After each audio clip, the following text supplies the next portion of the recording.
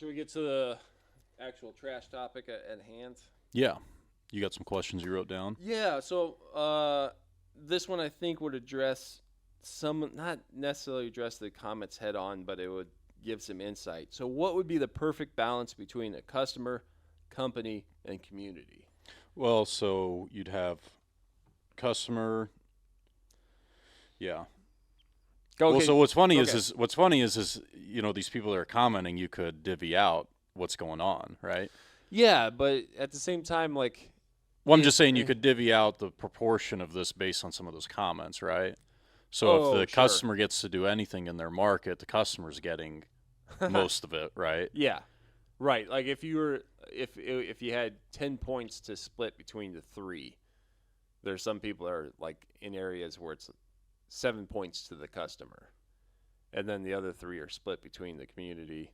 So I would just break this out, right? So like customer, potentially you could set anything out, have anything taken, no rules, nothing bagged, no cart requirement. I mean that'd be the extreme side of the customer, and then on the other side you live in a contract community where you can only set out a 96-gallon container correctly, unimpeded by vehicles, obstacles, and you're going to get one tip from an automatic truck. Yep, and the lid is flushed. The lid is shut tight. Yep. I mean, those would be the two extremes. Yep. Company, oh, maybe you do company, but then community, same thing. It's like, okay, as a community, if everyone sets out whatever they want, unbagged, untied, that's kind of like the community aspect, because you don't see it, I wouldn't say as much from just watching a truck go down the street, but when we tip hundreds and hundreds and hundreds of stops, there's litter. I mean, it goes everywhere. Yeah. The Walmart bags, the cellophane, I mean, it's not good, and you get windy days, it's going all over the place, and you really need it bagged, you need it tied. And I mean, you don't have to go pick up ditches to like do your part. You just really need to kind of just be a little bit aware. But even I'm like, I mean, I put stuff in my cart all the time where it's like, that's going to fly out if it's a windy day. Yeah. But just having a little bit of awareness for that. Mm-hmm. But some communities will go so far as to say you have to have everything bagged and tied. Yep. And those would be very clean communities on garbage day, and they would mitigate a lot of litter. Yeah, and we've driven through those neighborhoods where that sort of compliance comes organically. Like we give our customers carts, but there's some that are better at making sure that cart's to the curb, wheels to the house, bags, trash is bagged. It's not blocked. They don't pile stuff outside the cart for the wind or elements to mess with. And those neighborhoods do look nicer. Yeah. Like we always talk about tall grass. Yeah, we've got a contract neighborhood where, I mean, is it 50 homes? However many stops. It's blended with just people who are subscribed as well. So it's a decent-sized neighborhood. Yeah. And it's on Tuesday. He runs it. I've ran it. And it's the best-looking neighborhood in Columbus on garbage day. Easily. Simply because, we've got a contract with them. We give them a preferred rate. Everybody puts it in the container. The containers are out. Everyone gets picked up on the same day. Yep. Just boom, done. Yep. Yeah. Aesthetically, it's nicest looking. So, and then there's other ones where, like I'll see it, and sometimes it's piles that our customers make. Sometimes it's piles the competitors' customers make. But it'll be like, my cart wasn't enough this week, so I'm going to put out another 2 or 3 carts worth of trash on the ground, and it's windy that day or it's raining, and so once the water picks up in the curb, it accumulates all that loose stuff and just takes it down the street. And then or it blows it. The one, I think I got a video of this somewhere, I should try to find it again, but it would have, like, the cart was overflowing and then everything blew off the top 3 or 4 houses down through the yards. And it's like, and then of course I don't know if they think like, the garbage man's job is to pick up everyone's neighbor's yards, or. Well, what I think is unfortunate, yeah, or what's unfortunate to me is the majority of the people don't cause the problem. It's Oh, yeah. it's the smaller amount of people that cause the problem, and they create the rules for everyone.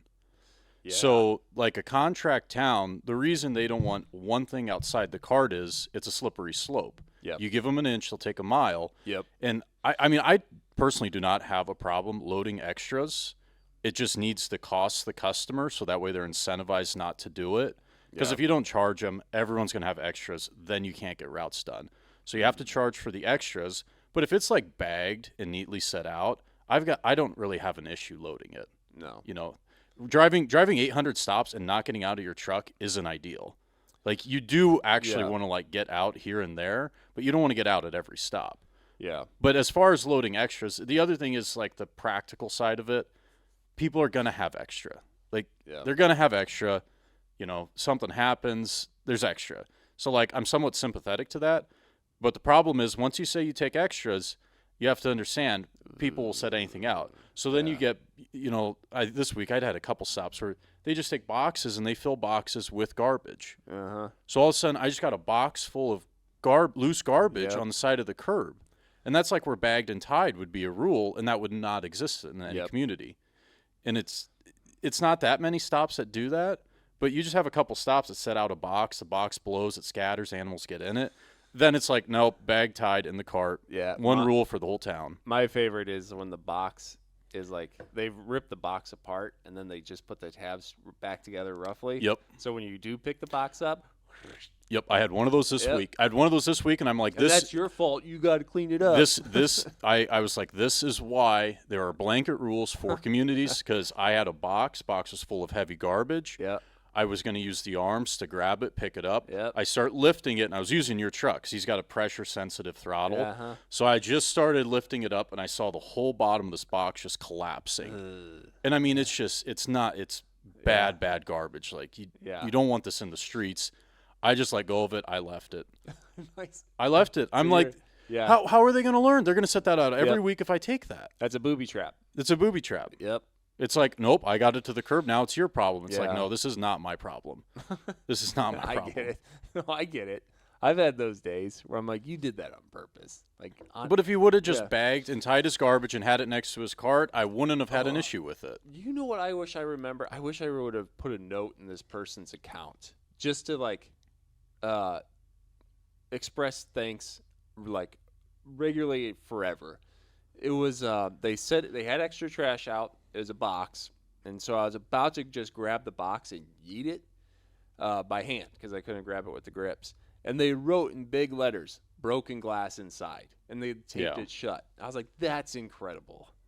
Like that is rare because you don't." There's been times where you'll like start to lift stuff over your head and be like, "Oh man, like there's something in here, and if it falls, it's gonna fall like onto my face." Yeah. Or if it's really heavy, broken mirror. I mean, think of a broken Yep. mirror. or heavy bags. Like someone might have a big contractor bag tied, and you go to pick it up, and you drag it across your head Yep. to throw it into the back of a truck, and you realize like, oh, there's impaling objects that are starting to stab out of the bag, and no one labeled you to say, hey, there's like sharp metal or broken glass or these potential hazards in here. But someone actually took the initiative to think, oh, there's actual human being that will handle this. I should probably give them some sort of warning. Yeah, It was incredible. they had situational awareness. Yeah. Like Yeah. that's Which goes back to the question where it's like, do you think people fake being dumb or are they dumb? I'm like, I think there's quite a few out there that are. or it's 5 minutes until work starts and they got 30 seconds to get the trash out Yeah. because they're going to be late for work. Yeah. I mean, Yeah. but again, that's why you have blanket rules. I mean, that's why communities are like Yeah. one rule for all. Yeah, and that's where all those questions, all those gray areas, all that gets addressed when it's like it's in the cart and the lid is shut. It's so well, and the longer I do automatic, the more I realize that's the only way to go. Because again, Yeah. like the extras, if you allow extras, Yeah. you're always going to have them. They're always going to cause problems, and extras don't make any money. They just kind of cause an obstacle course for a driver. Well, we've had that discussion before where it's like, so we start charging $5 if the driver has to get out and pick up trash outside. And everyone starts claiming, Sanitation's doing this because they're just like, they're the big rich company wanting to get rich. And it's like, that is not our bread and butter. Like, I would forfeit every dollar generated from extra charges if it just meant trash was in the cart. Yeah, if we could forfeit extra charges, which meant everyone just put everything in the cart, Yeah. we would take that any day. Oh, every any time. day. Yeah. I would. Yeah, that would be such an easy trade because your routes would be hours and hours and shorter. Right. Which means now you got room to do a whole lot more with your equipment. It's a $400,000 truck. I Yep. mean, there is like the driver stopping and picking up extras. That Yep. does not make any money. That's Nope. not what the truck's designed to And do. You've said it before. It's like you can't charge enough. There's just like You if can't charge enough just because you don't want to do it. Like Yep. the truck is designed to drive and Yeah. tip containers. Oh, it'd It's be a like- robotic garbage truck. It's not designed to Yeah. show up to your house, pull a parking brake, have the operator get out and start loading by hand. Right. It'd be Like that's the whole thing it's not supposed to do. And what's funny is like if people see the garbage man not stop, they're like, "Oh, he's such a lazy POS. He's he should be getting out and doing this all by hand." But no one will ever watch a farmer park his $400,000 combine and get out and start like taking ears off the corn and throwing it into his header. They're gonna be like, "That dude's insane." Like, Yeah, that's not making any money. that makes no sense. He just stopped this incredible machine and completely neutered its potential. And Yeah. it's like, yeah, that's the same thing. Like, why do you want to add more manual labor? Like, that's where all your cost and expense can like drastically increase. Yeah, so for every time you get out of the truck, your opportunity cost is like a stop picked up. Yeah. So if you have a route with 600 stops and you get out 150 times, Yeah. so that'd be 25% of the time, Yeah. you're forfeiting 150 stops in the same amount of time. Easily. So Ooh, you could yeah. do 750 stops if there weren't extras, whereas since you allow extras, you're getting out Yeah. So you're not 600 times, easily. or Yeah. where you're getting out those 150 times. Yeah, and that's and we had to make that balance or that trade between like, how many stops can we run in a day versus how much service do we provide to each customer, or are we willing to provide? So yeah, we made the compromise. Like, okay, we will get out, we will pick up stops, and that's fairly common in other towns around here. Yeah. Where it's like, okay, yeah, if you're gonna have trash outside the But car, I mean, it's stop. just people are going to have extra. Like, Yeah. I mean, it's going to happen, and I don't think it's unreasonable to expect expect drivers to get out and load extras No. I don't think it's as long as customers are paying for it. But Yeah. the problem is you have to like convey to customers, do everything you can to get it in the cart, Yeah. and if it doesn't fit, place it neatly next to the cart. We'll Yep. get it. We'll charge you a little extra. Yep. Because then the majority of people get it in the cart. Our routes get done in a reasonable amount of time. Yeah. I mean, if you don't charge for garbage outside the cart, you'll show up to half full carts and garbage on the ground. Yeah. That's how it works. Yeah, and that's the one thing where,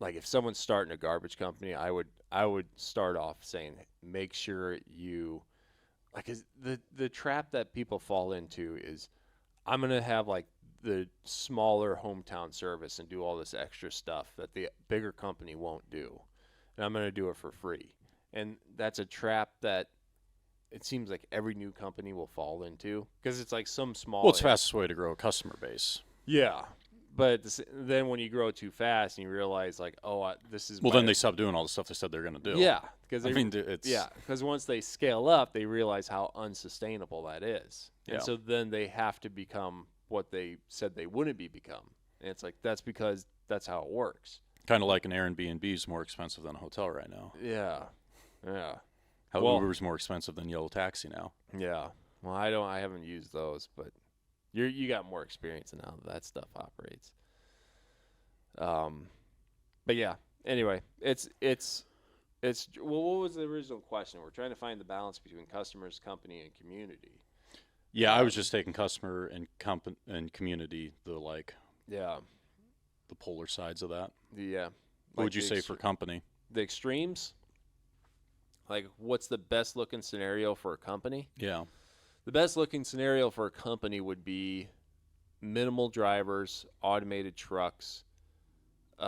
Everything is. But so unpackage that. What do you mean by that? That means you're you're creating the most revenue with the least amount of guys. Yeah. So like revenue per head is what you're getting at with Sure. that. Yeah. And So the more revenue each employee makes, the more there is for the employee to earn. Yeah.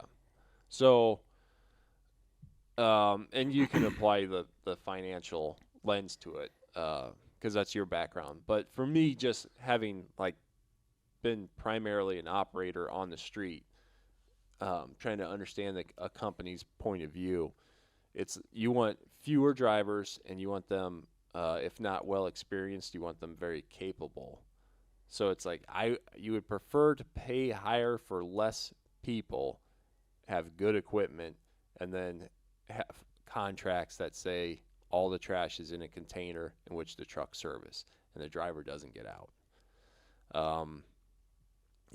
So the contract would be so you don't have a competitor that you're picking up every house. So Yep, you're in a picking up contract every town. house. Yep. Because that's as efficient as it gets. Yep. You stop at every house. Yep. That's like 1,000 stops by noon. Yep. Type scenario. Because you're well, maybe not 1,000 by noon, but certainly like 1,000. 1,000 is like the small route for the week. Right.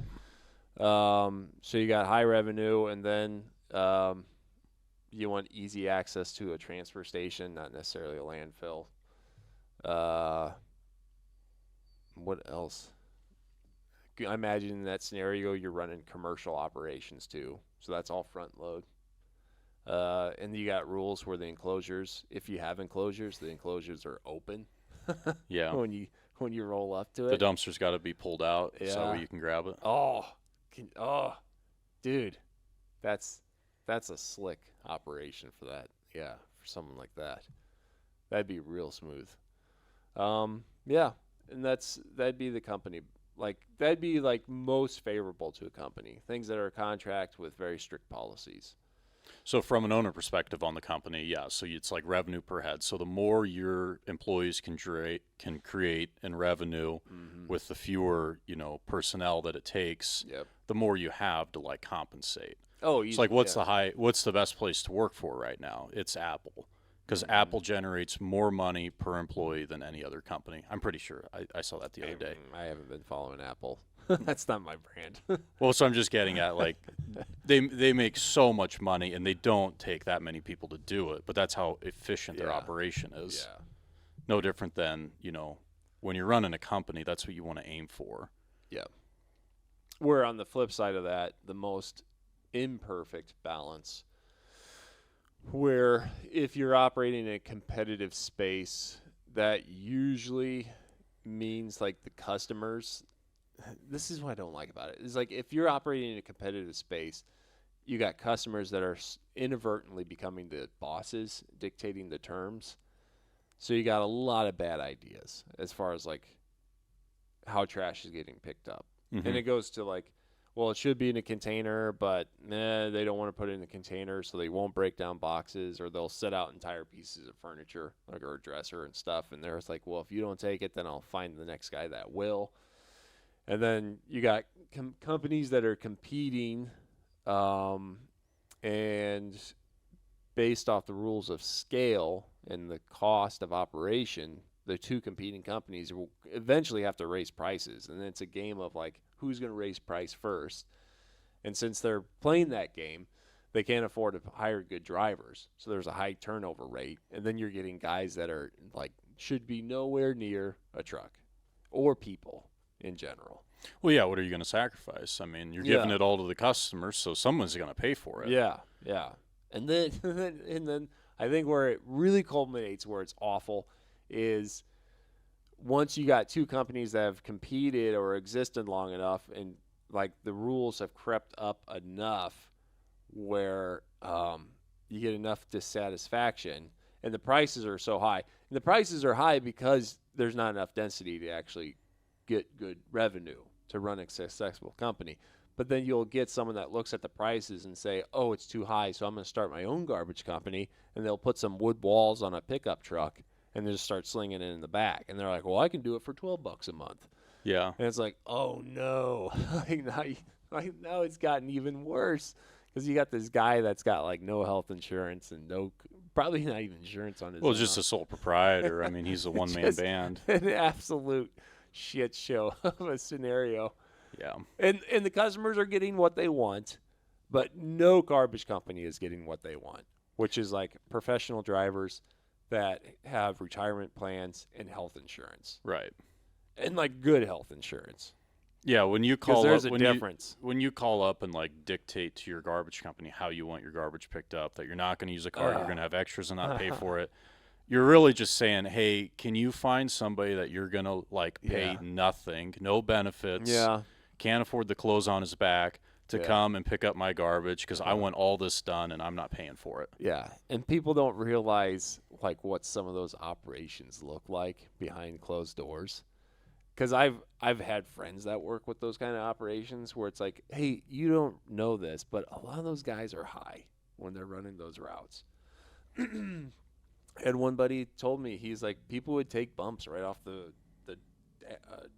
door sill, like the window. Well, back in like the 80s and the 90s, like it was the Wild West for a lot of these operations. And some of that still exists though. Yeah. Where they're either getting high in the cab or they're getting high before they get in the cab. But it's an atrocious job. Like, I mean, Yeah, bad jobs are notorious for people wanting to do that. I like how you're sympathetic. Like, if you have, well, how would you not want to be high doing this job?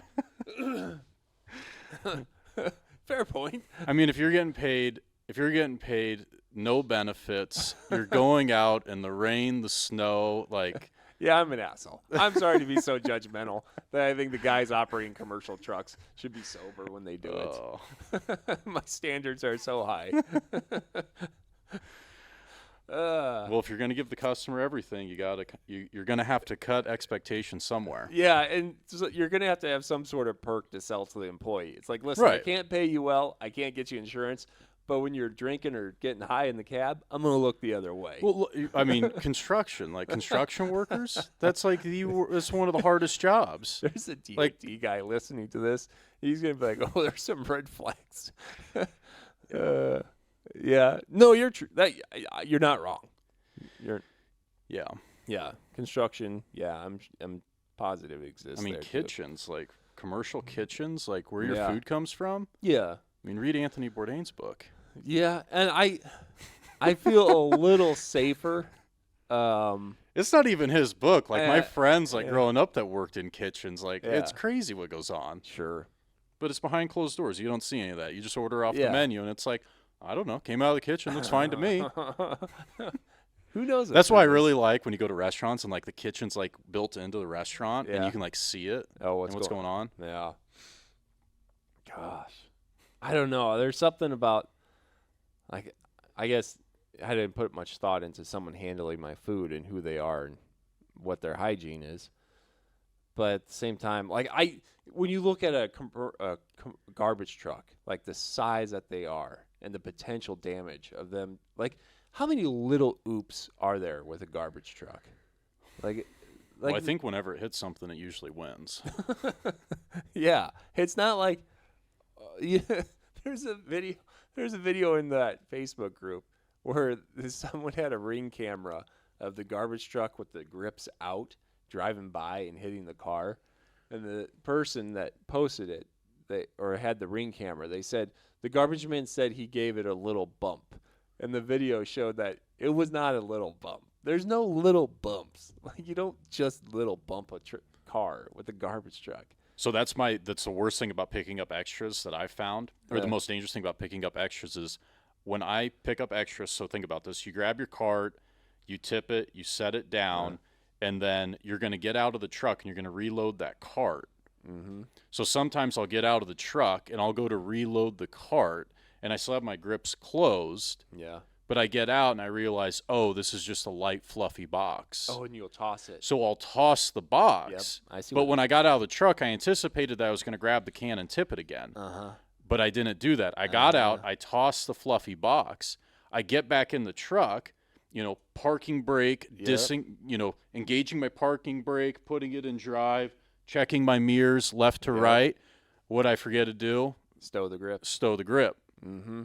So you get going and you check your mirrors and like, oh man, my grips are open and I'm driving. Yeah. Yep. Yeah. But you only need to hit one parked car with your grips closed and realize The reason that happened is because I got out of the truck to load extras. Had I not gotten out of the truck and been distracted with extras, that accident wouldn't have happened. Therefore, I'm not taking extras anymore. It's no, like anyone that's not driven a garbage truck that's trying to understand this. Just think of like stuff you've been doing muscle memory over and over and over, and then someone talks to you, and then you can't like get back into your rhythm, because like there's some I call it flow state where you're tipping the can, putting the can down, stowing the grips, hitting the accelerator, applying the brake, arm goes out. Like there's this fluid motion where one action cues the next, and you can repeat that endlessly. But as soon as you interrupt that pattern, like you'll miss a step, and that step might be stowing the grips. Well, okay, just let's take this. So, okay, what does it cost to tear a rotator cuff? Oh. Because, like, when you get out of a truck, think about this. You're climbing down. Yeah. You're using your arms to make sure you don't slip. Let's say you slip, you tear your rotator cuff. Probably one of the most common injuries getting in and out of a truck. Dude, tens of thousands of dollars. Tens of thousands. But let's say it costs 30. Insurance paid for 20. We won't count that. Costs the company 10,000 in a roundabout way, because it's going to be an insurance claim. So 10,000. You charge $5 extra when you get out of the truck for extras. $5 extra. So the accident happened because you're getting out of the truck, loading extras. Yeah. And this accident could happen if you're getting out to do whatever else you do for whatever reason you get out of the truck. But in this example, $5. Let's say you have a 20% margin when you get out of the truck, right? So $4 is cost because your truck stopped, your guy's loading extra weight. So the company's making $1 when that guy gets out of the truck. Okay, well, we got a $10,000 bill, so we'd have to get out 10,000 times. And load extras and charge $5 to break even on one torn rotator cuff. Yeah. Yeah. Well, I keep making the joke where it's like I've yet to walk out of the hospital and say I've got a really good deal on that. Yeah. Like it's injuries are so expensive, and I don't think I've made this into a reel or a video yet, but hydraulic machine repairs are way simpler and cheaper than fixing human bodies. Yeah. And that's one thing that I don't know, like everyone that should be such an easy observation where it's like, oh, why don't you guys just get when you send your ASL in to get the arm service and they pull out pins and there's a half-inch wore out of a 4-inch pin of steel, and it's because it did thousands and thousands and thousands of lift, and it's like, I guess that would be the human shoulders if you were doing that by hand. Yeah. You can repair that, right? Yeah. No. Oh, God, those things are so expensive too. Well, I was at a company where people were twisting hips, knees, and shoulders. And then the one that was really bad, it was a guy rolling a dumpster, and he grabbed the what do they call that? The bar that sticks out that catches into the slots. Yep. Yes, the bar that uses the pivot the dumpster when you lift it. The whole thing that's built to hold the weight of the dumpster as it pivots into the dumpster. Instead of grabbing the handle and pushing it, he was grabbing that because it had more leverage, I guess. And he smashed his hand against the truck. Yep. And it's the perfect thing to just shatter every little metacarpal in your wrist. Commercial containers, they're these heavy metal dumpsters, and you got to put them next to the truck to like engage them in the system. So guys smashing their hands is one of the most common injuries. Yeah, and that shatters because what is it, about that big of a piece of steel bar? Well, it's not going to give. It's not going to give. No, there's no flex. Your little bones in your hands are what's going to break the fall. And it's going up against the steel body that's built like armor. Yeah. Truck always wins. It always wins. Oh, it just shatters things. Oh. And then it's not just the medical You lose cost. your finger, so like if you get your finger in that and you have a heavy enough dumpster hit the truck, like you'll just shear your finger off, and they're not putting that back together. Nope. And I'm sure there's a lot of people that have lost fingers because of that. Mm-hmm. And then the thing is, it's a cost that just keeps giving, because now the guy's out, but he has to be on a payroll or on some sort of disability. Oh, yeah. So we talked about the guy that tore his rotator cuff. Now you're down your driver, too. Yep. So this guy tore his rotator cuff. Now you don't have a driver picking up 800 stops a day. So you got that. You got to pay for him, though. You got that issue on top of him having a torn rotator cuff that you're going to have to pay for. So now you're paying two guys, and one's not doing work. Yeah. Yeah. Yeah, and he's getting paid. Oh yeah, I mean rightful. I mean, and So yeah, this is more than $10,000. A Easily. torn rotator cuff is like 30. So we're gonna have to get out of the truck 30,000 times to break even on charging extra when the guy tears his rotator cuff. Yeah. At $1 profit on a $5 charge, so 20% margin. Yeah. Ugh. I'm starting to think we shouldn't get out of the truck. That's a policy that go over well. We're only saying that because we're going into winter. You think customers would? You think if we mailed every customer a letter describing what a torn rotator cuff would do to our operation, they would be forgiving and be like, "Okay, if you won't take extra, that's fine." I think we could do a couple videos explaining our position, but math is hard for people. Yeah. That's a big one. Yeah. Yeah, that might be a bridge too far for some. Oh, because like I said, I've read some comments where I'm like, I cannot see where that logic comes from. Well, so we're going into winter. So you had a question about Favorite season? Yeah, you got preferred season. So that's obviously fall and spring without moisture. Yeah. Right? I don't mind winter for garbage. There's less until it snows. Until it snows, but we don't get that much snow. Right. Like, and if it does snow, we got enough flex in our route where it's like, oh, if we're a day behind, it's not a big deal. And our routes we're not driving an hour away to get to some spots. Yeah. Yeah, we have local routes in town. Yeah. A transfer station in town, so we're not highwaying a lot. Yeah. But Add that to the column of like ideal scenario for companies. Yeah, you don't want your truck going above like 45 miles an hour. No. Yeah. Like the ideal scenario is all your stops are within like 5 minutes of driving out the door. That's where it's real bread and butter. Yeah, your stops are within 5 miles of the shop. Yeah. Same with the transfer station. On pavement. Yep.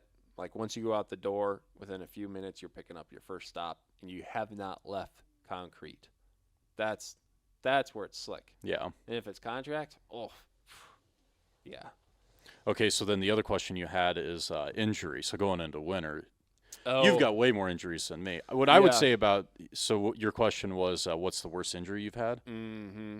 So I was thinking about that. I don't think I've had a particularly bad injury. Yeah. But every winter I do fall once.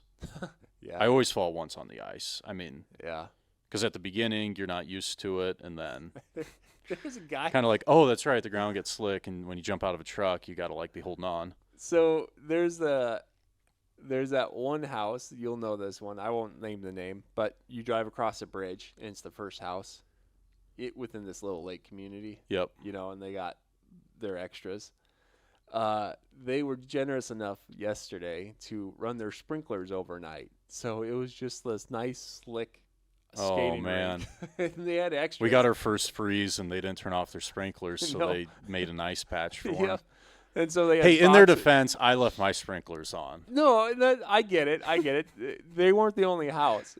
And it would have been the issue was that's when they put out all their extra boxes and extra trash. So they put out all their extras, Yeah. and then the sprinklers hit everything, Yep. and So then you come, it's covered in ice. So you're doing this little duck waddle on the ice trying Yeah. to like pick up their trash. And I'm like, come on. Like, and of course, maybe once people see it, they're like, oh yeah, that's kind of rude to do to a garbage guy.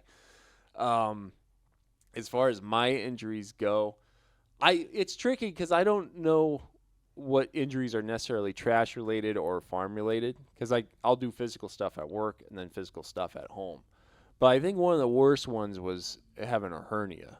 Oh, that you did have a hernia. Yeah, and it wasn't painful, but it was definitely one of those things where I'm like, do you wait until it's a problem, or do you fix it before it's like a real big problem? Well, if your job is loading garbage, you probably fix it before it's a problem. Yeah, and that's the thing. And so it's like trying to find the right time where, hey, once you do it, you're going to need like several days or weeks of like light work. You were back in weeks? Yeah, I think so. I forget, because I do remember when I got out of the surgery talking to the surgeon, the guy who said he put like steel mesh in there. He's like, you're never going to break through that. He's like, there's no way. I was like, trust me, I'm going to find out. Like, because I'm dumb enough. I'll try something stupid where we'll figure it out, or I'll get a new one. But like just the cuts, and because it wasn't like a big open, it was like the what they call laparoscopic. So it's just like a couple tubes for the instruments Yep. and one tube for the camera. So it was a fairly easy fix, but it's still expensive. Like just on the billing alone, the operating room was just a flat $10,000 just to have access to the room, 10,000. And then there's the surgeon fee and this and that, and I think my out-of-pocket expense was still $4,000 because I didn't have enough to say like, hey, this happened when I was like rear loading barrels of yard waste versus like, oh, when I tried to throw this square bale up on top of a stack. That's when that happened. Or like which one was it? But it was probably one of the worst ones. Then another time I fell off a cardboard baler. And I could have taken, this was when I was at Waste Connections, I could have taken him to the cleaners. But I was like, nice, and I didn't. Nice to a multi-billion-dollar company. I know. If I'd known more, I probably would have been like, no, we're getting paid today. No safety bonus this year for the crew. Yep. Because the shop manager, what happened was there's like this big conveyor system, brings cardboards up, drops it vertically, and then bales come out. And it's this monstrosity that has to be, it's like a big jungle It's just gym. loud and dangerous. Yeah. And so I was walking over a cardboard bale to get through or under the machine. And when I was stepping down, I tripped and like fell and hit my head against the frame. Like it was just tubular steel. And it was like a ba-ding, the whole frame rang. And I was like, was it a hollow sound? Yeah. Because it was, it was a hollow framework or hollow tubular steel. And I was like, well, that was kind of I've had my bell rung before, so it's like not a big deal. But when I did this, I had this, it looked like it was half of a golf ball sphere, like underneath my skin. It just immediately swelled up. And when I walked into the shop, there was no ops manager at the time. They were replacing him. So it was the shop manager, and I showed him, and his eyes got big, huge, because you could tell it wasn't like, it felt like it was the kind of fear of like, holy shit, we got a huge incident that's about, like the guy's going to go talk to I'm going to have to write a report. I'm going to have phone calls. Oh, because like you could just find one doctor that's not even crooked, but just slightly like, this is what you say. Yeah. Like, or he might even. Doctor, I think you're talking to an attorney. There you go. But no, there's well, it reminds me of this. I talked to a guy at the railroad. Because I was, I sell hay, so I was selling to a guy that's retired from the railroad, and he said he was walking down the tracks once at night with this guy, and he's like, "You see that hammer over there?" And it's like a big hammer that I guess they used to hit something to change the tracks. He's like, "I want you to hit me right in the knee with that thing." And he's like, "Whatever." He thought he was joking. He's like, "Serious?" He's like, "I want you to smash my knee." I'm going home. Yeah. And he said that he knew what doctor he was going to go to because there's a doctor that had a reputation of like leading guys on. Like, this is what you say. Like, if you want to say you have a concussion, you got to say this and say that. Don't say this because then they'll, then it's a cue that it's not a concussion. You're just, a little uncomfortable. But the doctor will actually like walk them up to how to get like medical disability. And so the guy's like, so like the athletes, they go in for the concussion test and they know everything to say they don't have a concussion, whereas the employees, the blue collar guy, guy that gets injured at work knows everything to say. Yep. And so this railroad guy was just talking about how it was just rich with guys trying to like just get employed long enough to figure out how to get injured and then get paid. Yeah. And so when I was coming in with this big old contusion or bump on my head, the shop manager, I think, was just like, oh, shit, we're going to get taken to the cleaners. Like, this guy's got this huge physical evidence on his head. Well, I mean, we're kind of laughing about it, but I mean, from an employer or from an owner perspective, like a big company like a railroad or a Fortune 500 trash company, they get those guys that come in, they get injured, they get paid, and they leave. You on a smaller scale, you get a couple guys come in and do that to you. I mean, they'll sink your ship. Oh yeah, easily. And they're out there. Yeah, and the paradox I have is like I'm usually like anti like mega companies because it's like okay they throw their weight around like Norfolk Southern. It's like hey we're gonna torch an entire part of the state and be like wash our hands of it and just say sorry, oops. Like I don't like that, but at the same time I don't like these scabs that come in and just be like, you know, I've been born a POS all my life, and that's just how I get through. And whether I'm screwing a company or screwing my neighbor, someone's gonna like make sure I get paid today. Yeah. I don't like that. I don't know which one I like that aggravates me the most, but both are pretty high. I don't know. Like the whole Both is pretty bad. both is pretty bad. Like the one that's like scorching earth, like that's bad. That one's a huge problem with me. One guy that's just a parasite's an issue, but like entire company existing like a parasite, that's They can probably do a lot more damage. they do a lot more damage. Go talk to people drinking water in Ohio. I'm sure they'll have their stories. But both are pretty upsetting. So I can be sympathetic, particularly to like a mom and pop operation, where they'll get someone like that shows up that you know.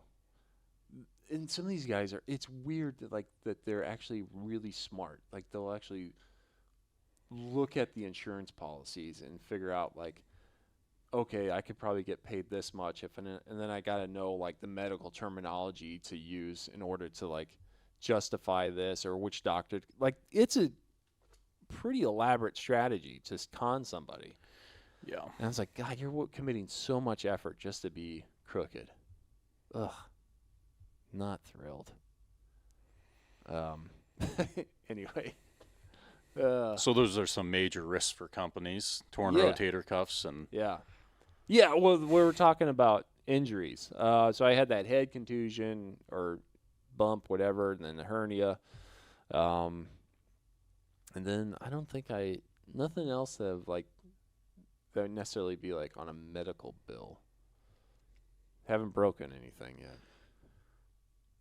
But I've seen those guys, you know, tearing shoulders up and stuff. yeah, Those get shoulder injuries like the most common, I would think. Shoulder, smashing your hand. Yeah. Foot injuries.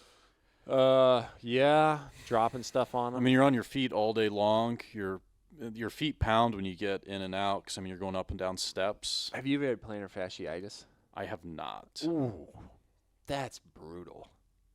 And that was one of those things. That's one of those where you go get surgery because it's so bad. It could be. Yeah. Like it feels like. Well, what do you do? It's your foot. I mean, you can't walk if you're in pain. I can't remember what I did. I don't know if I did like strength exercises for it and then some stretching, and eventually got over it, because it feels like someone's put like a knife in your arc, and every time you step, it's just like piercing you. And eventually, I got over it. I remember spending a lot of time online researching it, and I thought about going to a doctor, but I'm like, I feel like this is so But common. you're like, I'm born on a farm. I live on a farm. I don't go to a doctor. We don't go to the doctor. Just put some dirt on it. But that one, those can be pretty brutal. On the pain factor. Like it didn't have like as much permanence as like a hernia or like a shoulder surgery type scenario, but the pain factor is way higher. Yeah. Plantar Well, but fasciitis. these injuries too. I mean, it's just there's two components to the injury. First off, one of your guys is injured, so he's got to get better. Yeah. And then second, Yeah. injured guys can't do this job. No. So like when a guy gets injured, he's just out of the workforce. Yeah. Unless he can like recoup and get back in. Yeah. And I mean, this isn't like the NFL where we got a fresh crop coming every year. No. Because it's rare for someone to come back and be 100%. Well, usually once you get injured, you're like, I'm done with this job. Yeah, that happens too. It's like, this isn't worth it. Yeah, it's not my Like gig. football players get paid so much money. That's why they get injured and they go back. Yeah. Like they're getting paid so much money to do a dangerous job. Yeah. Garbage men, when you get badly injured, it's like, I'm not getting paid enough. I need to get a different job. The access to resources, I imagine, is a little better for a football player. As far as like, they'll send them to Germany and inject stuff into their neck. Yeah. Like some sort of like what was it that they said Brett Favre or someone was doing? It was like they take plasma or stem cells. I think it was like stem cell or something. But they would like extract something, spin it up, and then take a thing out of that and inject it, and it like stimulate regrowth in their vertebrae or neck or something. And it's like, I don't think they're doing that for garbage men. No. It's like, nope, sorry. You're just off the roster. We're done with you. That's just tragic. Which I don't know. Like, it's not like there's a huge pool of garbage men to pull from. You saw that story where a guy went from one company, then to another, and then back to another, and then he rolled Well, the truck. that was one of those where it's like, I don't know. I would probably need to fact check that one because it was a crazy story that resulted in a 40-yard front load tipping over and smashing a car. Yeah, And the driver was accused of like, what was the history again? I I'll see if I can find it and just put the screenshot up. So But the company, he was at this company. he was at one company. And he got fired there Yep. for like poor driving or something unsafe. Yep. Went to another company, Yep. Got fired from that one because they said he pulled a knife on a customer. pulled a knife on a customer. Which apparently is bad. Customer, don't know what the customer did, but that was we didn't hear the both we sides would love of to the know. story. We would love to know the other side of that. And then I think he went back to the first company. Yep. And it was within a day or two He tipped this truck Yeah. over and crushed a car. crushed a car. I mean, let's hope nobody was in the car. But That's I think what someone was probably never in the car. explained. I was hoping the same thing because like I saw the image, I'm like, that does not look like something someone survives easy. Tipping a garbage truck sideways. That car was like pancaked. Mm-hmm. Yeah, because it's a 40-yard body, and they build those things like that's the same metal they use to make like bulletproof or armored vehicles. Yeah. Like that's not like flimsy metal. So if it's dropping on something, it ain't giving much. Yeah, just Yeah. super, super reckless. Yeah. I mean, the backstory to that, But- if true, is unbelievable that guy was behind the wheel. Yeah. But the reading in between the lines is like, how bad is your labor situation where you're like, oh, we just heard this guy got fired from this other place for pulling a knife on a customer, but we're so short, we'll take him. Right. Well, I told you I was talking to a district manager for one of the three big companies the other day, and he said they went 21, 22 without a fatality. And fatality is, you know, if a biker pulls out in front of a garbage truck and it's the biker's fault and he gets killed, that's counted as a fatality. Still a fatality. Yeah. Yeah. So anybody dying with their equipment, he said they went 21, 22 without a fatality. 23, they're at 11, and it's November 1st. Wow. But again, the labor shortage, the driver shortage. I mean, again, It's who's bad. behind the wheel of these trucks? Yeah. They can't find drivers. The routes have to get done. Yeah. It's one of those things where You know, contract towns, they only get X amount for the contract. mm-hmm. So, like, there's only so much money to go around. And if it costs that much more at a disproportionate rate than your escalations in your contract, you're going to have to sacrifice. Yeah. Yeah, I think like we're finally at a position where we don't feel like we're short labor. And that took a while. It took years. Took years. But is this the most comfortable you've been as an owner? 100%. Yeah. And how long have you owned Ace? I think it's going to be 6 years at the end of this Yeah. year. So it took Yeah. 6 years to get just a few guys Yeah. and the right equipment. Where, like, because what was sleeping like when it was, like, at its worst? Well, I just didn't know if people were going to show up. Yeah. Because if people didn't show, so you had two guys on a truck, so one guy doesn't show up, one guy has to go out and run the route by himself, and that was me. I was the swing driver. Yeah. So it wasn't fun. No. So, like, any Monday through Friday or Sunday through Thursday night, any one of those nights, you didn't know, like, I might get a call tomorrow or a text. Yeah. And I don't know. Well, and I mean, some people found out that I was capable of doing routes if they didn't show up, which then they started showing up less. And I mean, that's just, it's not a good position. Oh, gross. Like, well, I didn't show up last week and he got it done, so I cannot show up this week and he'll get it done. Yeah. And it's like, what do I do? Because it's like, Yeah. well, if he doesn't show up at all, then I'm doing it by myself every day. Yeah, that's a lot. So just is all zero rear load. leverage on my end. And that's all rear load too. Rear load, yeah. Yeah. Like, Yeah, it's one thing where it's like, oh, someone called in sick unexpectedly, and I'm starting the route an hour behind, but it's a side load route, so it's I mean, Yeah. the endurance of a side load, like, I could go out and probably side load for 14 hours. And, like, Yeah. it really wouldn't phase me that much. No, I mean, it'd be a long day, but, sure. I mean, there's guys out on ice fishing boats that do 14-hour days. Gross. I'm in a climate-controlled cab with a robotic Yeah. arm. Yeah, and that's one of those things where, like, I was skimming comments for, like, what's a comment that's, like, worth a discussion? And, like, I'll still see the ones where I'm like, oh, you had to get out of your cab. Oh, you had to get out of your cab. I'm like, no, dude, you have no idea where we were. Like, how nice it is. Like, I have no no sense of, like, apologizing for being, like, comfortable for once. Because, like, I did rear load trash in the rain and in the snow and then, like, all the different weather. I'm And- still in the honeymoon. Yeah. I'm still in Yeah. the side load honeymoon. You've Yeah. been side loading way longer than me. I'm still in Yeah. the side load honeymoon. Oh, So, like, when it's raining and snowing, I actually, Oh. like, kind of like going out in It's the side almost- load. yeah. Because I'm sitting in a climate-controlled cab, lifting containers going like, I used to have to get out at every stop Yeah. and endure this weather to get it picked up.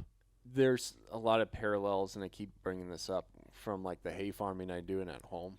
Well, that's Where- got to be Oh. why farmers farm until they die. I mean, Yeah. just the equipment that keeps improving their efficiencies, Yeah. doing more with less. Like, why would you ever want to quit doing that? No. And I've told my wife, I'm like, I wouldn't be surprised if I died in the hayfield. I was like, because I kind of enjoy it. And it's still hard. And you get a little bit better at it every year. You get a Yeah. little bit more efficient. You afford Yeah. the next level, the next Yep. piece of equipment. Yep, things are like when I got those bale wagons, I was like, wow, this is nice. You know, it just accumulates on its own. I was like, and then it just tips up and stick under the building. And, like, I was doing a lot of stuff by hand. And then what really sucked is when the bale wagon makes it possible to put up a lot in a day. And there's times where you'd have to do a lot in a day because you built the structure around the bale wagon as opposed to having a crew of guys ready to handle it all by hand. Right. And if you suck at it, your stacks start to fall. And you can't put your next stack up until you fix the one that fell. So if you start tipping stacks, you have to go repack them by hand. So it's July, metal building, and you're packing hay by hand in a building instead of going to get the next load. That's when you're like, oh my God, what have I done to myself? Like, I put myself in a corner where I have to get this done. Well, and Yeah. so that would go back to rear loading and side loading. So when Yeah. we were rear loading, it was all we could do to get it picked up in a week. Like, it took all the labor that we had on staff to Yeah. get it done. Yeah, and no But then- wiggle room. No wiggle room. And then all of a sudden you get a piece of equipment where the piece of equipment Yeah. is the weak, or not the weakest point, but the piece of equipment is taking that, like, intensive labor component out. Yeah. So then it's just a matter of, like, having, you know, the bodies and the hours as Yeah. opposed to having the brute force to get it done. Yeah. You know, the truck is the brute force. Yeah. You know, your better pieces of equipment, that's the brute force now getting it done. Right, and I keep saying that, and we should probably make shirts that say that, say this. Just let the machine do the work. Like, you looking at that $30,000 example of the rotator cuff. It's like, just let the machine do the work. You don't have that problem. Like, yeah, eventually an arm will break or a hose will snap. Something will break, but I'm pretty sure whatever repetitive wear that caused the repair is not going to be 30,000. Yeah. Well, And- when the truck breaks, it's easy to fix the truck. When an employee breaks, Yeah. go find a new one. And you can get an arm back to 100%. Like, we had Woody rebuild the arm on the Bridgeport. How close to 100% was it once it was rebuilt? It was 100%. 100%. I called him a doctor after I got it back. Yeah. It's like, how often? Send it to the surgeon. Yeah, how often does someone come out of rotator cuff surgery and say, yep, it's 100%? And like, no, maybe not. Like, you can maybe still move above your head, but we're not doing military press anymore. Yeah. Yeah. Well, another thing about harvest and you pulling hay out of the field, you get better equipment. So then the better equipment gives you better breathing room. You have better Yeah. breathing room, then you can plan your days a lot better. Yeah. Yeah. And then when you get done sooner in the season, Yeah. you eliminate like the variability of the weather. Mm-hmm. I mean, like back in Yep. the day, farmers, they Yep. used to go into November. Yep. I mean, they'd get pinched out in those fields when it'd get cold, when it's snowing, Mm-hmm. and, you know, that equipment before it was, you know, what it is today. Yeah. Like that was not a good job. No. Like nobody wanted to do that. There was times where I would be like putting bale stacks in a field because I didn't have time to drive it to the home, or I didn't have the space at home to do it, and then I would have to tarp it. And there was times I'd be like tarping stuff like 9:30 to 10 o'clock, right up until like the first drops of rain start showing up, and that I think I still have like just very vivid memories of like how much pain that was, like physical pain of like standing on top of these stacks and like it's 3 bales stacked or like 3 lines of bales stacked when the bale wagon puts up. So if you step on this outside one, it'll split and fall. So you're walking down the middle, and then once you've tarped it, you kind of lost track where the middle is, and so now you're getting kind of woozy, and you're like, so now you're 12 foot up in the air, it's dark, and you're tired, and you're not drinking enough water, and you're like, God, this is how I'm gonna die. And I remember finally, like, not having it all the way tarped, but just enough to make sure the water didn't get it. And I sat down and I just looked straight up into the clouds, and I couldn't believe how tired I was. Like, I've never been that tired. And I was like, I can't keep doing this. And I had to. I had to support a family because my job alone wasn't going to support my wife, who was stay at home at the time. But the adversity of the work is what challenged you to think about the process and develop a better way. I mean, absolutely. Yeah. That's definitely one of those epiphanies where I'm like, this is not sustainable. How do you make an easy job? Well, do it the hard way. Yeah, do it the hard way enough.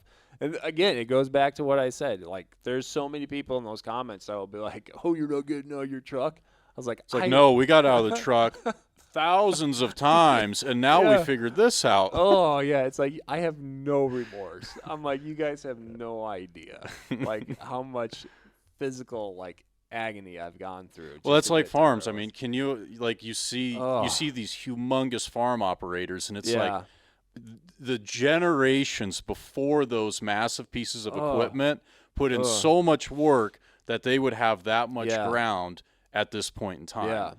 I mean, there's so many people that quit farming, and those guys didn't quit. They were doing more and more and more before the equipment was there. Literal blood and sweat equity to get there. Yeah. Yeah.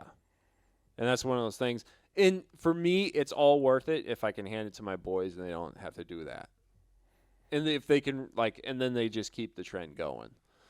So, yeah, so the parallels between what I was doing with farming and trash, there's a lot. So yeah, that's why it's a labor intensive process that if you do it enough, you realize it's not sustainable. And it's like, how do we do this better? Is it equipment? Is it process? Yeah. And there's a lot of guys out there that might listen to this and be like, dude, not only was I there, or maybe I'm there right now. And like, yeah, we hear you. Like, definitely. We know what you're doing. That's for sure. Yeah. And it's hard to explain it because, like, you're not married, so you might not know this, but like I still can't quite explain it to my wife in enough detail as far as like what it felt like. Like, oh, I'm like, 'cause it's agony, physical agony, and then mental agony because you're like, geez, how long can I do this? Right. You know, and I'm sure there's guys out there that own their startup garbage company that are married, and it's like, you mean the wife sees me when I leave and sees me when I get home. She might have a sense of like how hard this is, but when do you think change happens? Is it when sustainability is in question? Because like personally, I would say a couple years ago, like the sustainability of my company I was debating the sustainability of what we were doing. yeah. Like, can I staff this? Can I continue to do this? I was like, I don't think so. And that's what drove the change on my end. Yeah, mine's different because now the sustainability is like, we could run these routes forever. Forever, yeah. Yeah, these are easy routes. They're set up. We can find guys to run them. Like, we don't have a sustainability issue anymore. Mine's different in that it wasn't my 100% job career.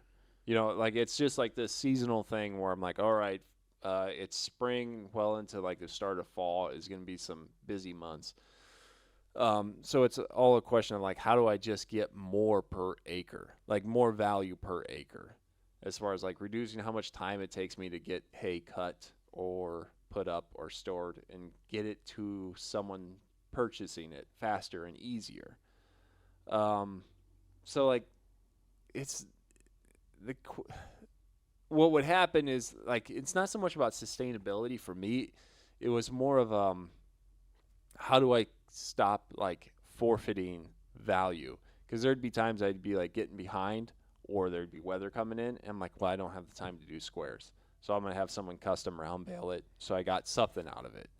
But then I'd see all these round bales, and I wouldn't see like, oh, what's the value of the round bale? It'd be like, how much money did I lose?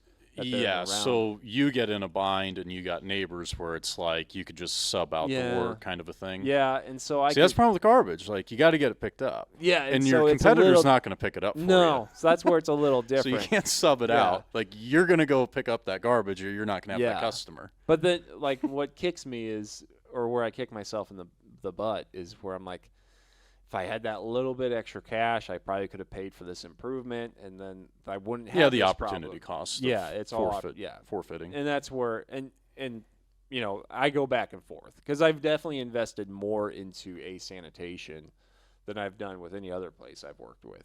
Right. As far as like what I'm able to do outside of just driving the route, and there's no complaints there because I'm having a hell of a lot of fun. Yeah. So anyway. Well, should we wrap that one up? We didn't cover all the bases, but I think we got something worth. I think there's going to be some other guys that are in garbage that can appreciate aspects of that. Yeah, I think the sustainability of your operation is kind of a topic that should be explored. Okay, let's write that down. Because I think there's a lot of guys that every morning they wake up and they question the sustainability. Yeah, that'll be. Maybe we should outline that more in a more academic. And like approach. another theme we were hitting on is this idea that why are we doing it the way we did it? Because we did it the hard way, right? Yeah. Why are we side loading? Well, because we rear loaded.